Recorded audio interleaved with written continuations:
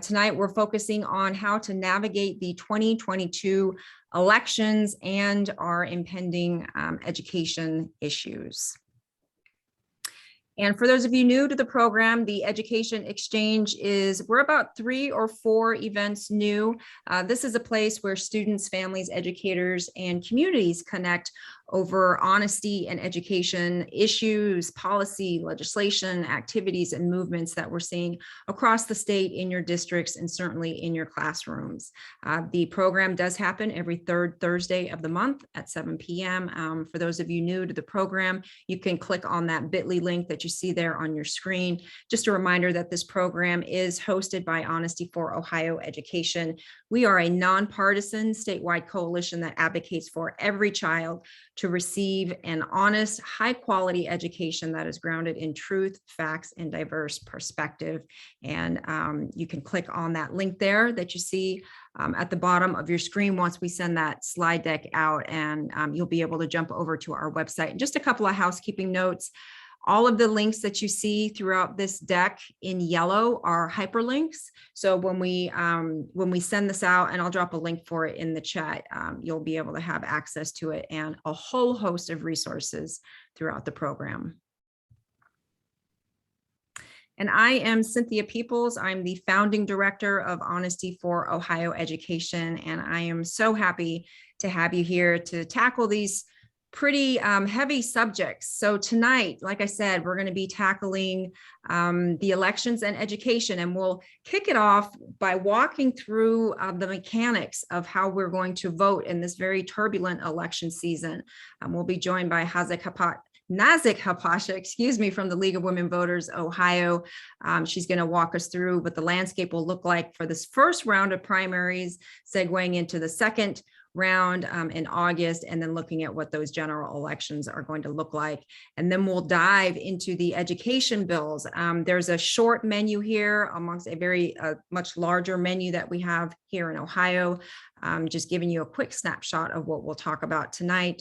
Then we'll wrap it up with a couple of ways that you can take action around these issues, and look at some resources that we have for you also. Okay, so let's dive into elections and voting. Like I said, we are joined by Nazek Hapasha. She is the Policy Affairs Manager for the League of Women Voters, Ohio. I worked with Nazek closely at the state office, and she has her hands and feet in everything that has to do with democracy, redistricting, voting, elections, the boards of elections, you name it, election protection, you name it, she is doing it. She is making it happen to make sure that everyone has fair, accessible access to the vote. And we love her for that. One of the hardest working women in the state of Ohio. Nazek, go ahead and take it away. Good evening, everyone, and thank you so much for having me here, Cynthia. This is really nice. I'm just going to jump right in because, as Cynthia said, this is indeed an unprecedented and tumultuous election year. And that is because the redistricting process has been delayed time and time again by a legislature that is refusing to give up power. And it has had very negative effects on the election timeline. What we know right now, and things change every day, but this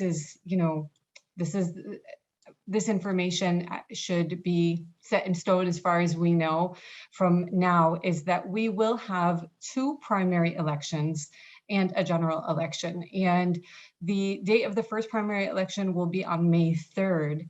The date of the second primary election may be on August 2nd. The Secretary of State is pushing for that date, but the election needs to be set by the legislature. And so that is simply a request by the Secretary of State. Please note that if you see that in the media that the election will be on August 2nd.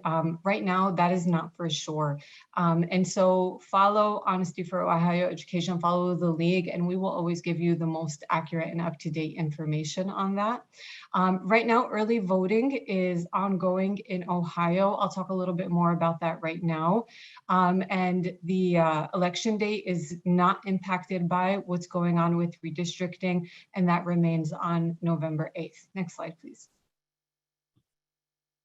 So why two primary elections? This is indeed unprecedented. And the reason is because that we do not have district maps settled for the state districts.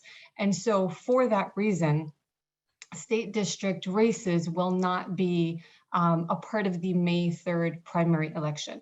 What will be on that election is basically everything else. And I won't read them out, but they're listed here. They are the statewide races, the congressional races, and local races. And like I said, the second primary will be only for statewide races.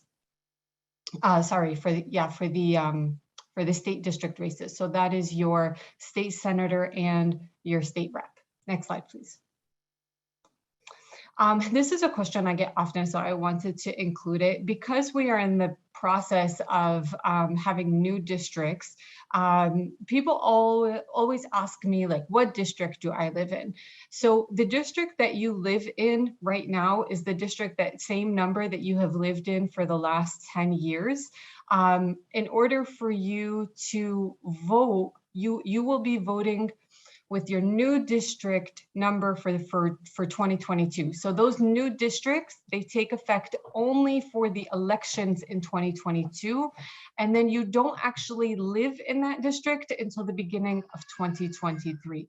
So for example, I live in the 12th congressional district, but I will be voting in the 15th congressional district. And I don't actually live in that district until January 2023. Next slide, please. In Ohio, we have partisan primary elections. If you haven't voted in a primary election before, and I hope you have, but if you haven't, then here's what you're going to be coming up to, is that when you walk in, you will be given a choice of a ballot to vote on. And so that is either a Republican ballot or a Democrat ballot or an issues ballot. And you vote for the candidates that will then run against each other in the general election. If you choose not to vote for as a Republican or Democrat, then you will receive an issues only ballot. And the reason that that is significant for some people and that they choose an issues only ballot is because the Ohio law, and this is kind of unique nationwide, when you vote in the primary, Republican or Democrat, you become registered and in that party. So for example, I have voted sometimes Republican, sometimes Democrat in the past. During the primary, like which ballot I choose, you become a registered member of that party when you vote in that vote that ballot, and you cannot change it again until the following primary. So, you know, two years from now, you know, when we have the presidential election. This is significant to some people and it comes as a surprise to a lot of people. So it doesn't have a great significance other than that you are kind of counted in that number of registered Republicans or registered Democrats, but it's something that's worth noting. And yes, you can switch every time you vote. So even now that we have two primaries this year, you can actually vote Republican in the first one and Democrat in the second one, even in the same year, or vice versa if you choose to do so. Next slide, please. Worth noting, 17-year-olds can vote in the primary election if they will be 18 by the general election. However, they can only vote for candidates. They cannot vote for any issues that might be on your ballot. Next slide, please. So how can you vote in Ohio? We have 3 ways to vote in Ohio. You can vote on election day, obviously, but also you can vote absentee. And voting absentee is divided into 2 categories, and that is mail-in voting and early in-person voting. Next slide, please. So early voting is open for approximately the month before election day in Ohio. That is the schedule of early voting across the state in every early vote center in Ohio. Please note that there is only 1 Saturday and 1 Sunday available for early voting before the actual election day, and that early vote centers are typically a county board of elections in most counties across the state, but not necessarily. So if you plan on early voting, which we always highly recommend to people, and you haven't done it before, please make sure that you look that information up and know where you need to go for your early vote center. So one of the reasons that we highly recommend this to people is that it tends to be easier because you don't need necessarily like to present an ID to somebody. The only thing that you need is to tell them the last 4 digits of your social security number. Please know that a lot of people are not trained well at the Board of Elections, unfortunately, and they might ask you for an ID. This happens all the time, and you just tell them, oh, I'm just going to vote using the last 4 digits of my social security number. They'll either tell you okay, or they might tell you like, oh, I have to call a manager. But either way, know that it is your right to vote using that. But it's only for early voting. You cannot do that on election day. You need to present a physical form of ID on election day. Next slide, please. Mail-in voting, you have to request a ballot in order to vote by mail. I'm going to go through this quickly. So there are several ways that you can do that. Those ways are noted there. You will receive your ballot. You will fill it in. Please note that there are 2 envelopes. You have to put your ballot in both the envelopes. One is a security envelope and one is the mailing envelope. If you don't do that, they're not going to count your vote. So please make sure that you follow the directions to the T on the mail-in ballot when you get it. And then afterwards, we would highly suggest that you use that link right there to track your ballot and make sure that it was received and counted. Next slide, please. On election day and in the month before election day, you can call election protection if you have any questions or issues on election day, anything at all. If you are not at the right polling place, if you have any kind of like harassment issues, if you feel like somebody is denying you the right to vote, whatever it might be, the simplest of questions are the most complex of them. Please know that you can call that number for anything, and you will get your questions answered. And if you have any issues, we will do our best to work it out. It is available in multiple languages, as noted on the slide. Next slide, please. Election day ID requirements. Those are the ID requirements. As I noted, you must present a physical ID requirement on election day. The most common one is an Ohio driver's license, but you can also use a military ID, a utility bill, a bank statement, a government check, or a government document that, and whatever it is, it has to have your address on it. So a government document is not your passport, for example, because it doesn't have your address on it. And the word current, note that the word current means within the last 12 months. Next slide, please.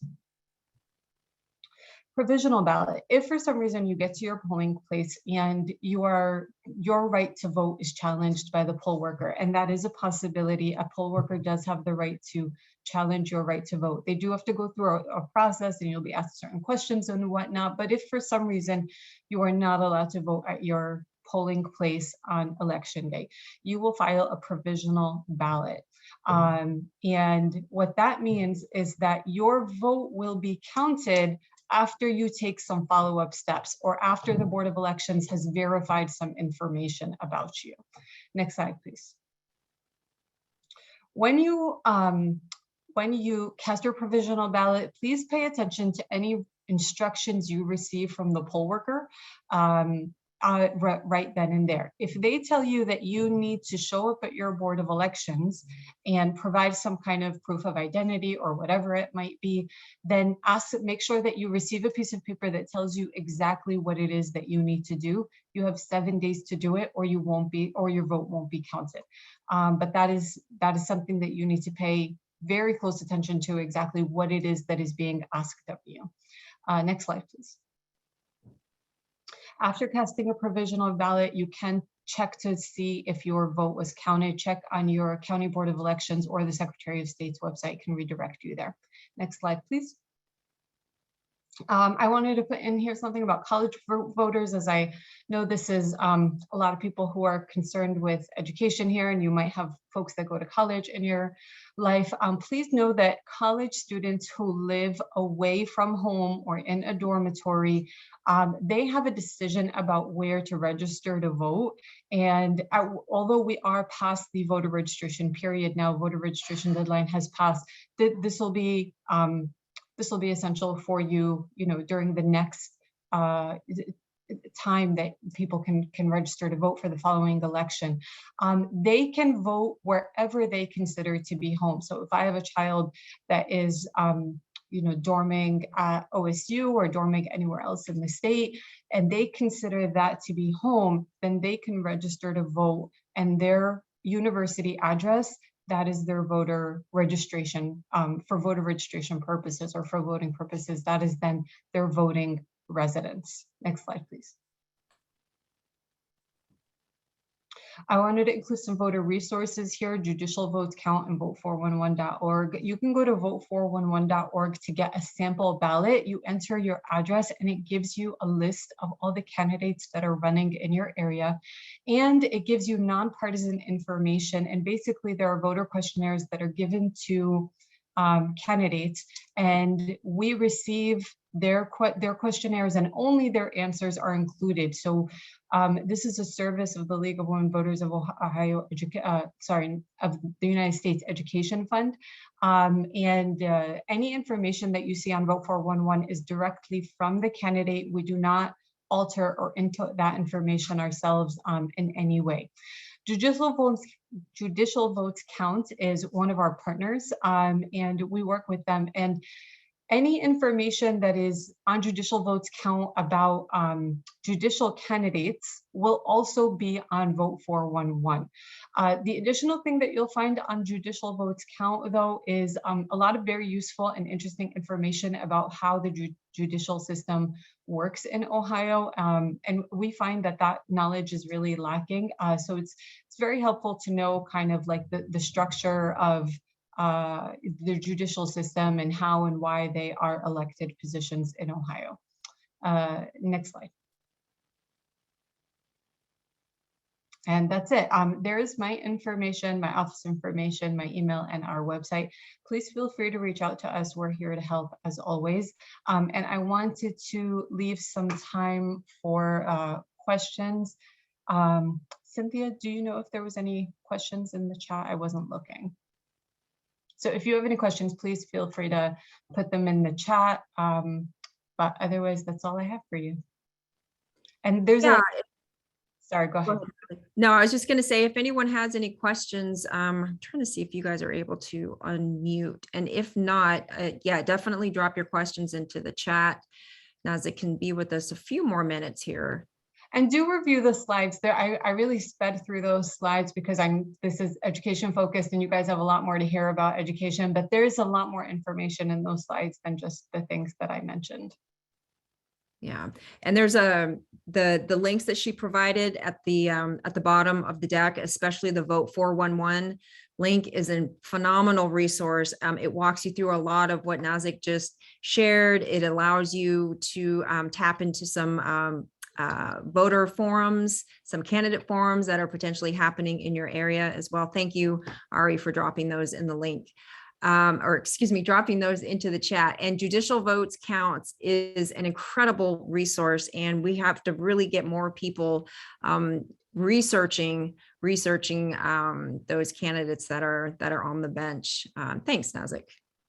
Okay, and if we don't have any questions, I think we're going to let Nazek go. And we do have Nazek's email, which we will be providing in the deck as well. So if you do have additional questions afterwards, and you can always reach out to the League of Women Voters Ohio for additional questions afterwards as well. And remember to request your absentee ballot or go do your early voting. Of course, you can always do the traditional voting and go vote at your polling location, but early voting is such a very convenient way to get that ballot in. Okay, all right. Well, thank you, Nazek. It's good to see you. I don't get to see you too often anymore. Thank you so much, everyone. Bye-bye. Okay, we will get going. We're going to jump into the education issues. Let me advance my slides here.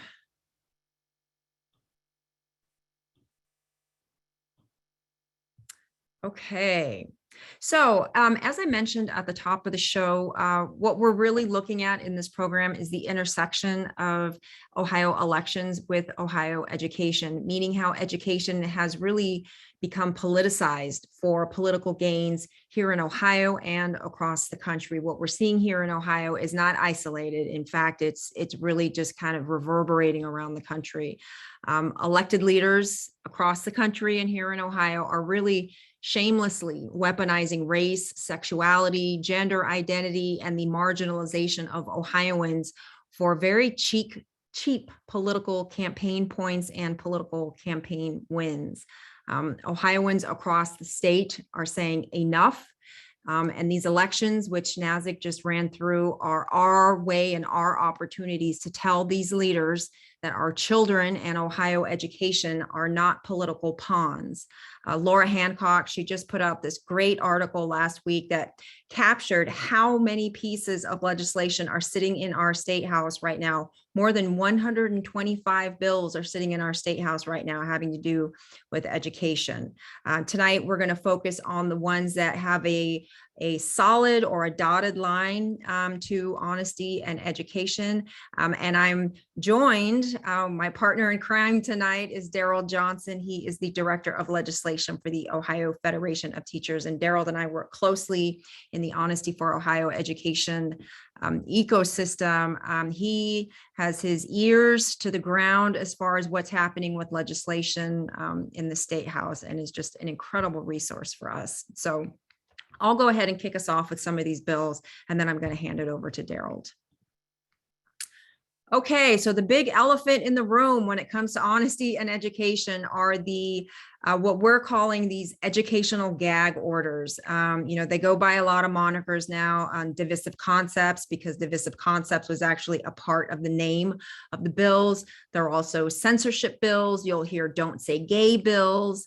But they are really designed to censor, whitewash, and restrict how honest education is taught in the classroom, how we're restricting conversations and education about race, racism, sex, sexism, sexuality, gender identity, discrimination, oppression, marginalization, and the true stories and the true experiences that make up and define the American experience. So here in Ohio right now, we have 3 bills sitting in our state house, and I've lined them up for you here. And they're really essentially the same. They're really trying to restrict education and discussion around how we walk through our history and how we talk about what has happened in our past, and how the legacies of our history continue to influence and impact and shape the contours of our nation today, how our history continues to influence our systems and our institutions and our financial institutions and our education system. So House Bill 616 was just introduced on April 4th. And this bill is unique in the sense that it specifically calls out critical race theory. It prohibits intersectional theory. It prohibits the 1619 Project, diversity, equity, and inclusion learning outcomes, inherited racial guilt, and other concepts that can be defined by the State Board of Education. And if you look at these 3 bills up here, you'll see that the other 2 bills, 322 and 327, do not have those named in those bills. So this is why this bill is unique. This bill also imports some of the harmful homophobic and transphobic language from the Florida Don't Say Gay bill. So when you hear about House Bill 616 in the news right now, you're going to hear it named as the Don't Say Gay bill. But one of the biggest takeaways from tonight's event is I need you to understand this is more than a Don't Say Gay bill. This is a bill that harms multiple identities and multiple communities. This is an intersectional bill. This is a racist bill. This is a homophobic bill. This is a transphobic bill at its heart. As far as the Don't Say Gay or the anti-LGBTQ plus element of it. This bill restricts education about sexual orientation and gender identity for grades K through 3. And then it also restricts how it is taught for grades 4 through 12, dictating that it must be age appropriate, but it doesn't define what age appropriate is, and it must also be developmentally appropriate. Yet those are very vague concepts, and it doesn't define what either of those are. Penalties for House Bill 616 are the admonishment, suspension, or revoking of those professional licenses. And it also lays out some harsh financial penalties as well, which would be the withholding of state funding for our schools, which, I mean, if you look at fair school funding, if you look at how our public education is already funded, we cannot be pulling money away from our public schools that are already under-resourced and underfunded. We need to be providing more of those funds. Like I said, this bill was just introduced on April 4th. It has not been assigned to a committee yet, so it is really still in this holding pattern right now. There was an immediate and swift massive backlash across the state once this bill hit Ohio. We're continuing to see the reverberations across the state, and we need to continue to echo how harmful and how much we do not want this bill or need this bill in the state of Ohio. And then jumping over to House Bill 327 and 322, these bills have actually been around for a little while. These bills were introduced back in May, and they both came in at the same time. And they were both assigned to the same committee on the same day. So these bills were both introduced, were referred to the state and local government committee in the House. If you look at 327, of the 3 bills you see here on the screen, 327 is the most broad and expansive of the 3. If you look back at 616, that just hits our K-12 schools. But 327, this is one of the reasons this bill is so damaging and harmful, is it hits our K-12 schools, our state higher education campuses, it hits our state agencies, our state retirement systems, and our political subdivisions. So when we're talking about those last 3, we're talking about areas that people don't normally associate with education. We're talking about like our libraries. We're talking about our county health departments. We're talking about our police departments and our law enforcement arms, our county sheriff offices. So when we're talking about, when we walk through the things that are prohibited in 327, we really need to understand how broad this bill is and the harm here. So 327 prohibits essentially 8 divisive concepts. And I crossed out the word divisive because in its most recent revision or iteration, because there have been 12 revisions to this bill, they actually removed divisive concepts from the bill because it was getting, there was so much backlash to referring to Ohioans and their experiences as divisive concepts. So now there are just 8 concepts, and I just threw in the Ohio Revised Code here that where these 8 concepts are listed now. And just quickly, some of those prohibitive concepts that are not allowed to be discussed or taught about or instructed or included in professional development, diversity, equity, and inclusion trainings would be any notions or concept of inherent or implicit racism, sexism, or oppression, any kind of inherent guilt or responsibility for things that have happened in the past, the notion of meritocracy or hard work ethic as being racist or sexist, and this notion that people cannot succeed due to their race, sex, or religion. So when we're talking about prohibiting the idea of people having implicit biases or implicit racism, these are things that we're trying to learn about within ourselves right now, and we're trying to train out of really our law enforcement arms. It is really important that we're leaning into anti-bias training and anti-racism when we're looking at how our law enforcement interacts with the communities right now. We have seen how racialized policing has led to the deaths and the murders of our community members. And now is not the time to be pulling anti-racism and anti-bias training off the table. And these are instruments and tools that our educators can be using when we're looking at culturally responsive education in the classroom, and being responsive to the needs of our diverse students in the classroom as well. And the penalties for violations of House Bill 327 include very similar penalties to 616, in that you can have the revocation of those education licenses, as well as family members and parents being able to sue school districts for injunctive relief. So we're talking about lawsuits being filed against our schools and our districts. And then jumping over to House Bill 322, this one just hits our K-12 districts. So this is just for public education, and this essentially prohibits the discussion and education around concepts of racism and sexism, any kind of controversial current events. They're restricting that being taught in the classroom as well.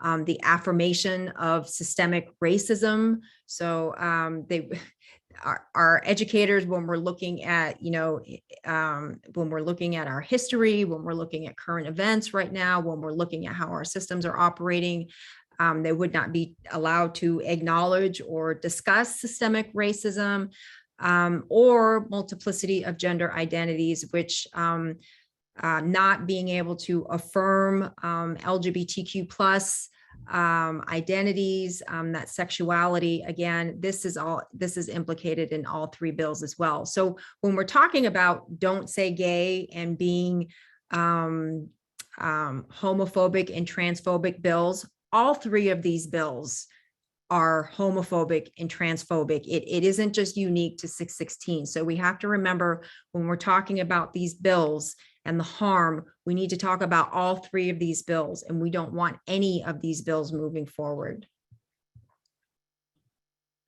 And here I'm just showing you just one of the committees that two of those bills is living in right now, the State and Local Government Committee. And we're pulling this up on the screen here because these are the committee members, our Ohio representatives that sit on this committee. Maybe these committee members are your representatives. And if you look at all of these committee members with an R by their name, all of these committee members are co-sponsors of 322 and 327, which means they are trying to help get 322 and 327 across the finish line and getting it passed out of the House and moving it over to the Senate so it can get moved out of the Senate and put onto Governor DeWine's desk for a signature and get the censorship codified into law, which is what we do not want. So it's important that not only when you're thinking about these bills as far as what the bills do legislatively and in the classroom, you need to think about who's behind the bill as well. If you're a constituent of one of these committee members, reach out to them. Tell them that you do not want these educational gag orders in Ohio education. They need to be listening to you because they work for you. You vote them into office. They are truly your representative in the State House and are supposed to be representing your needs, your priorities, and what you need to be happening in your own community. The ones that are flagged there in purple, Marilyn John, she is the vice chair of the committee, meaning she's a high-ranking committee member on this committee. Bridget Kelly is the ranking member. She's the ranking Democratic member on that committee. And there down on the bottom is Scott Wiggum, and he is the chair of the committee, which means that he essentially drives what this bill is going to do in his committee. He decides if this committee, or excuse me, if either of those bills will be brought to the committee floor for a vote to get moved out of the committee and to be placed onto the House chamber floor for a formal vote so it can move over to the Senate. So when you're advocating against these bills, Scott Wiggum is definitely one of the ones you need to contact and reach out to. All of these representatives you should be contacting, but definitely Representative Wiggum and any of those that are your own representative. Okay, and staying in the honesty and education realm, this is a bill that we're actually really excited about. This is Senate Bill 214, and this bill is requiring Asian American history to be taught in K-12 education. And I say that we're excited about this bill because we're looking at it being a model for other inclusive curriculum that we can create. Sister legislation is what we call it. So we could look at creating sister legislation for Hispanic culture. We could look at sister legislation for indigenous culture. We could look at sister legislation for any number of other cultures other than that of the white dominant narrative. So once we get Senate Bill 214 across the finish line, we'll look at putting together other pieces of legislation. And just quickly, what 214 does is it requires that the history of Asian Americans in Ohio and the Midwest be taught, and looking at having honest and accurate education about the internment of Japanese Americans during World War II and their subsequent legal challenges after that internment, their military service in the 100th Infantry Battalion and the 42nd Regimental Combat Team during World War II, and then also Asian American contributions to local, state, and federal governments, art and humanities, and economic and cultural contributions as well. If you look over here on the screen, just a little dry information. Here's the sponsor for this bill, Senator Tina Maharath, and she's out of Canal Winchester. There is one co-sponsor on this bill, and this bill is sitting in the Senate Primary and Secondary Education Committee. And if you do want to learn more about this bill, you can contact the Ohio Progressive Asian Women's Leadership. Shorthand for that is OPAL. And then looking at another bill, we do have one that is potentially going to be doing a lot of harm to our LGBTQ plus students. This is House Bill 454, and this is sitting in the House Families, Aging and Human Services Committee, and SAFE actually stands for Save Adolescents from Experimentation Act. So just the name in itself is very harmful. And essentially what this bill does is it bans gender-affirming care, treatment, and referrals for LGBTQ plus and trans students. And not only does it ban that gender-affirming care treatment, whether that's physical treatment or emotional and behavioral health support. It also requires counselors and educators to out students to their families. So if they learn about a student's non-cis identity at school, then they are mandated to contact that family and tell the family what the gender identity or sexuality of that student is, and the harm that could cause, physical abuse, emotional abuse to that student is very, very concerning. We are hard advocates against this bill. Equality Ohio is doing incredible work around this bill. We have them flagged here at the bottom of the screen. If you'd like to learn more about how you can get involved with this advocacy, I highly encourage you to reach out to Equality Ohio.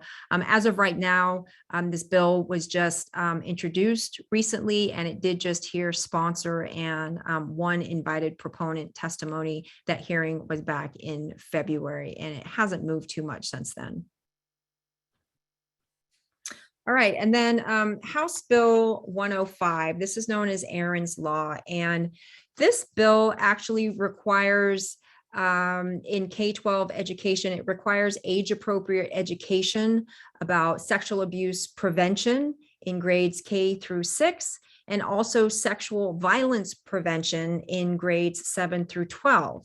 Now, this bill was originally introduced in the House, and it actually moved out of the House. It passed out of the House with wide bipartisan support, and it is sitting in the Senate right now, and it was about to move out of the Senate. However, it has since stalled. There is a group here in Ohio that has labeled themselves as a Christian group that is stalling the bill because they are trying to force an amendment requiring that some abstinence-only education be commingled with sexual abuse prevention education. And there is a lot of pushback to this because we never want to commingle that a child has a choice. Abstinence is a choice. Sexual abuse prevention, when a child is being sexually abused, that is not a choice, and we never want to confuse a child that they have that any of that is in their hands. So there's a lot of pushback to this amendment. Another provision in this amendment that they're trying to push through is also prohibiting any kind of education about birth control and transgender care as well. So there's just been a lot of pushback with this bill right now. The last hearing on this bill was proponent testimony back in October of 2021. I just want to add, Cynthia, that bill passed the House 86-8, and it has been stalled since June of last year. So they're trying to co-opt this bill, and it's unfortunately delayed the process. Yeah, and this bill right now is sitting in the Senate Primary and Secondary Education Committee.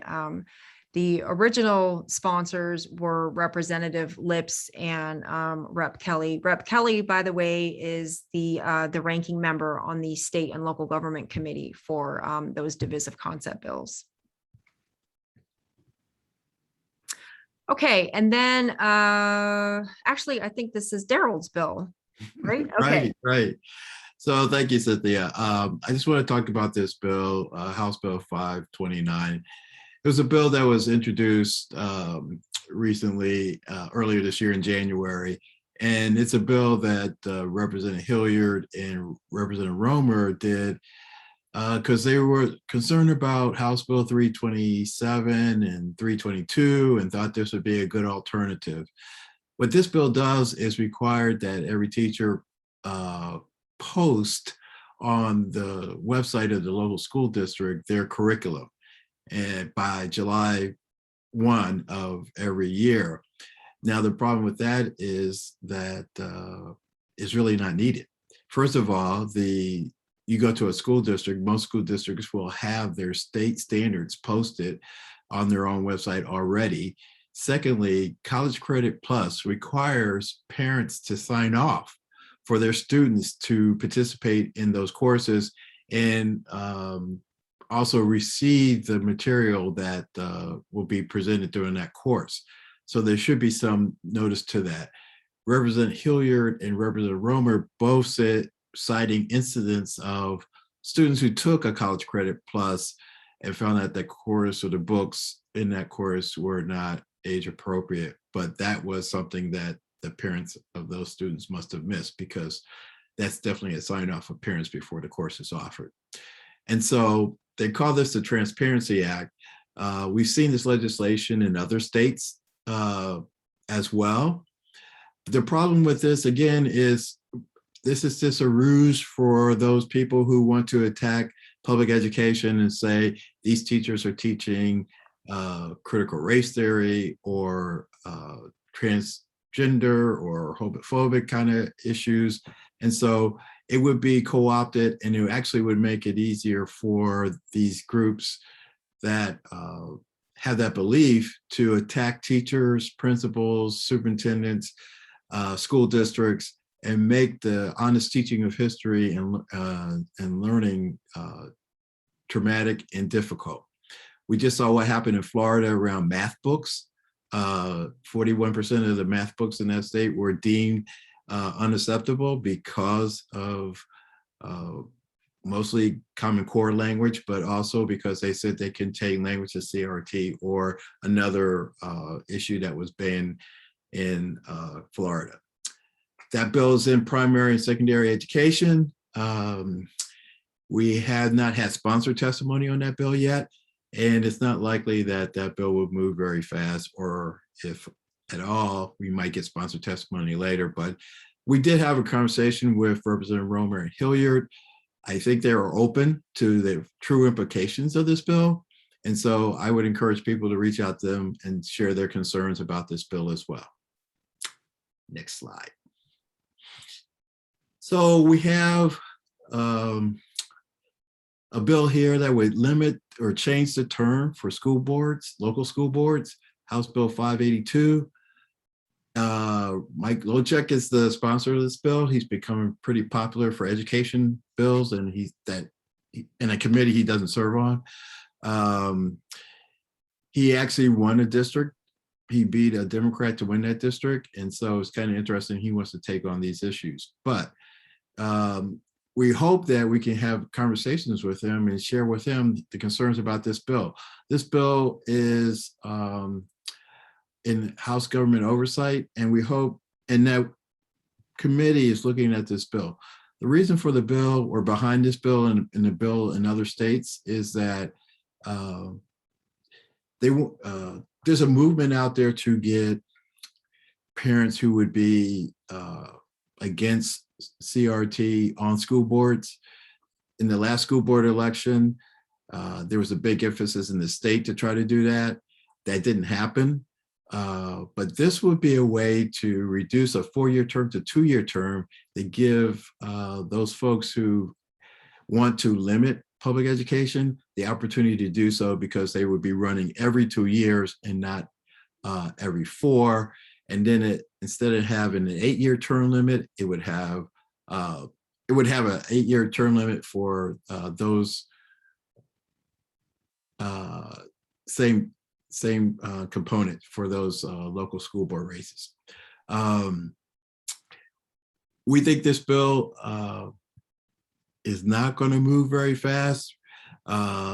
We think that the School Board Association has raised concerns about this and will be raising concerns about this, and will continue to speak out. I saw Charlie Wilson was in the chat, a longtime board member, and I'm sure he has lots of concerns about this bill as well.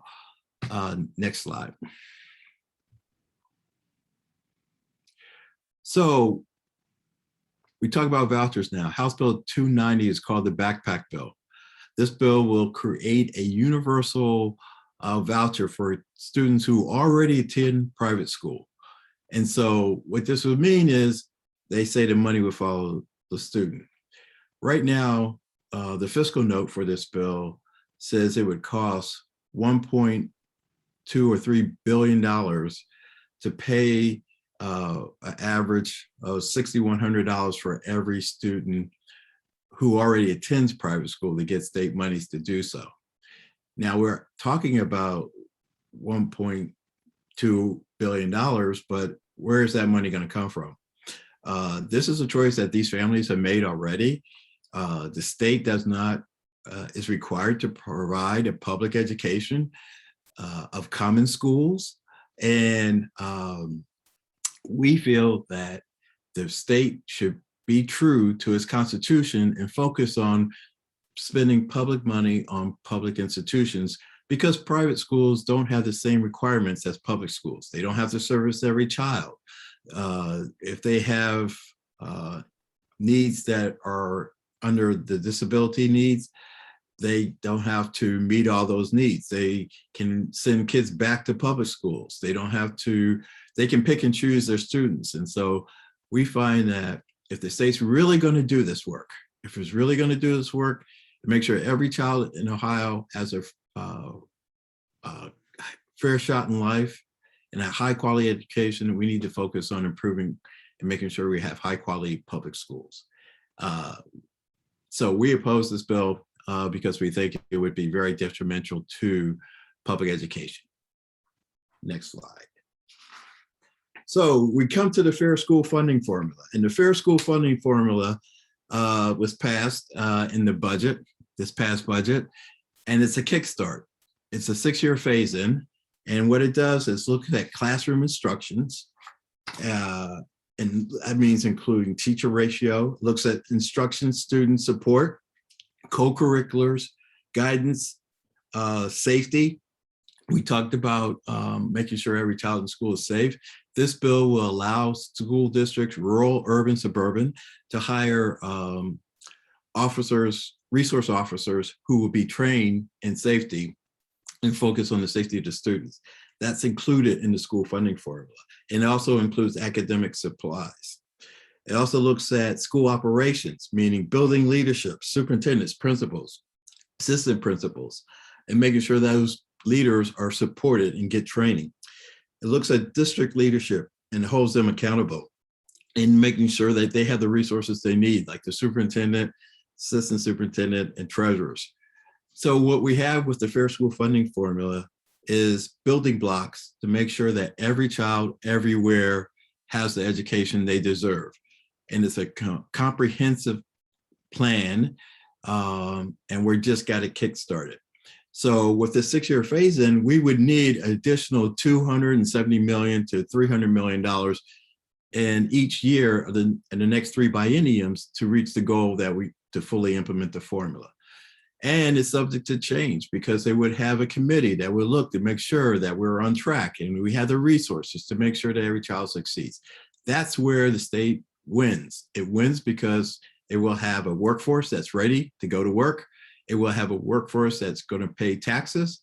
It will have a workforce that will be intergenerationally successful and then reduce the dependence and the need for supplemental help. That is our slide there for fair school funding. Okay, thank you for that. Okay, couldn't get it to advance. Okay, all right. So you guys have heard a lot of information about these bills. Now, what do you do with all of this information? So there's a lot that you can do. If any of these bills that you've heard about or learned about, if they've sparked an interest with you, if they've enraged you, if they have compelled you to do something, one of the things that you can do immediately is monitor and track what those bills are doing. And you can find out who's behind those bills, whether it's a bill you want to get behind and support, or if it's a bill that you want to oppose. And we've listed a couple of different ways that you can do that here. So my go-to page is always the Ohio Legislature website. Darold, he likes to start at the Legislative Service Commission page, which is also a great page. It's got a little bit more detail and information and research and reporting on the LSC page, but it also kicks to the Ohio Legislature page. There's also the Ohio House, which is where all of our representatives live, and then the Ohio Senate website. And what I'm going to do here is I'm going to open up the Ohio Legislature website just to show you a little bit of how you can kind of tool around in there and use the different features there. So here's the main page. And this is such a great site. It's so user-friendly. So let's take a look at what you can do. So you've got this top menu bar up here, and this is kind of where I live and play. So if you hover over schedules, so you get a drop down, you can check out the legislative calendar, which gives you a broad look of what's going on in the marbled house there, or you can look at the individual session schedule. So if you click on the legislative calendar, normally you would see this populated with, a lot of different sessions that are going to happen here, or just the activity. There you go. Committee meetings that's going to happen here in the State House. And here's just a quick look. You can see Senate Energy and Public Utilities. You can see the Criminal Justice Committee. And then if you want to click on one of those. All right.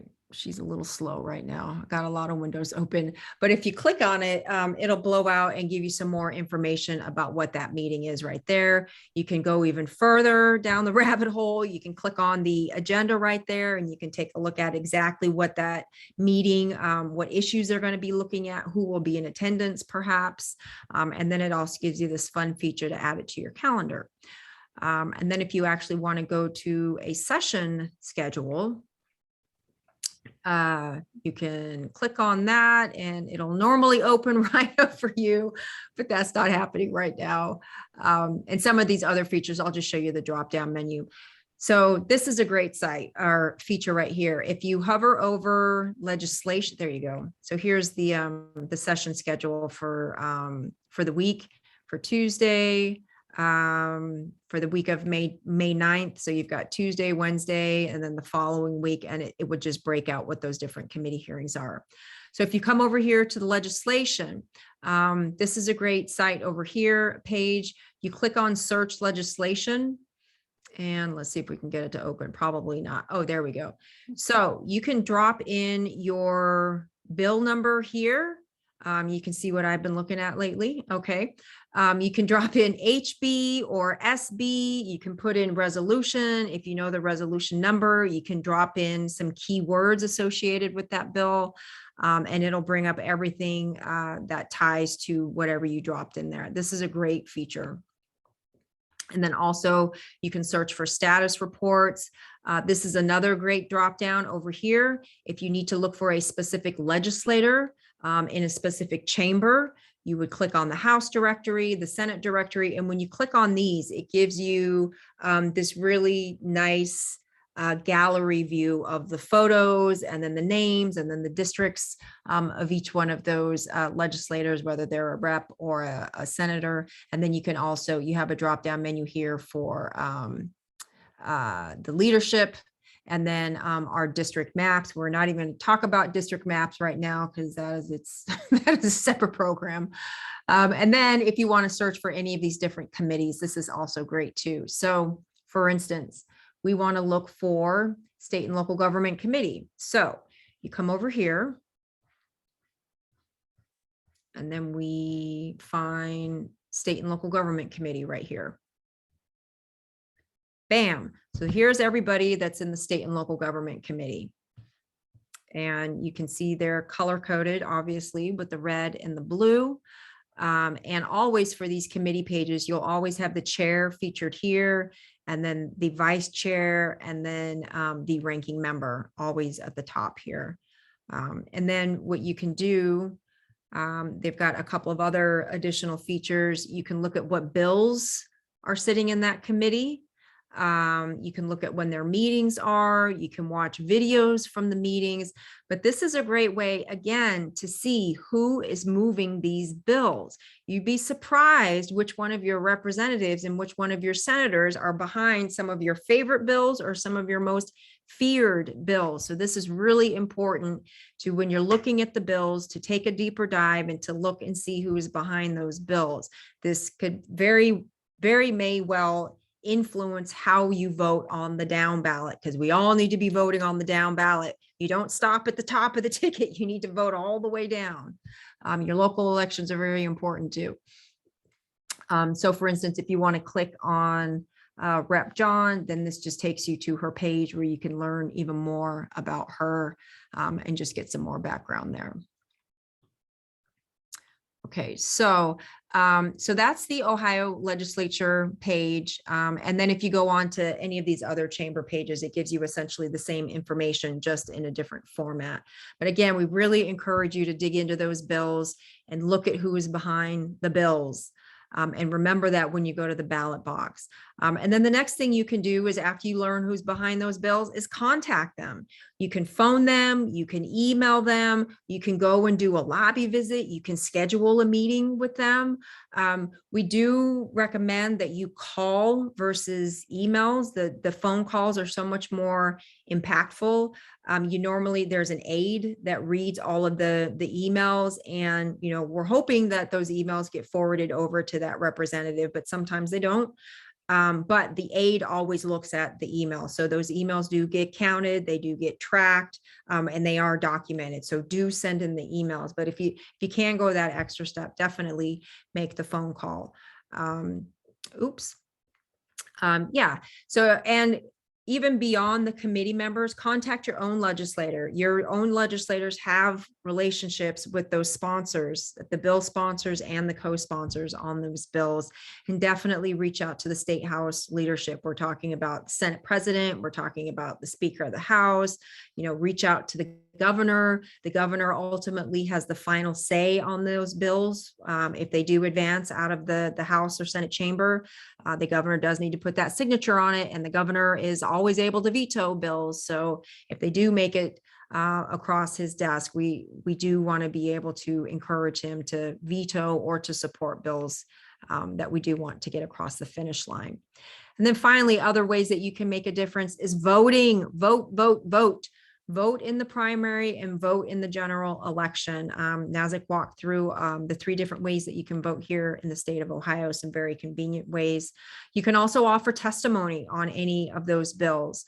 When testimony is called, you just follow the instructions that are normally sent out with that hearing notice. Sometimes you can send in your testimony ahead of a hearing announcement. For other committees like state and local government committee, you have to wait until the hearing is actually announced. And those parameters are dictated by that committee chair. And then use our local media. Our local media are the best megaphones for what we want to see our lawmakers do. Submit those letters to the editor. Have your businesses, your schools, your civic organizations put together resolutions, publish those resolutions, have your businesses, your organizations make statements as well, to just amplify where you want these different bills to go. Darold, do you have anything to add to that? No, that's excellent. I think you touched on all the points, and I think it's about being involved and engaging. And I would just add one more thing, that there was a question about any other groups that participate on these kind of issues. The NAACP is a very active voice on these issues and has testified and presented testimony against the 327, 322 bills and many of the other bills that we talked about tonight. So there are a variety of groups that have responded to these bills and coalitions. Honesty for Education is sort of a hub for all these things, and I hope you will go to our website and look at it and participate in our meetings that we have virtually, because it's good information and good resource. Yeah, and speaking of that, thank you for that great segue, Darold. The best way that you can keep up with all of these bills is heading over to our website here.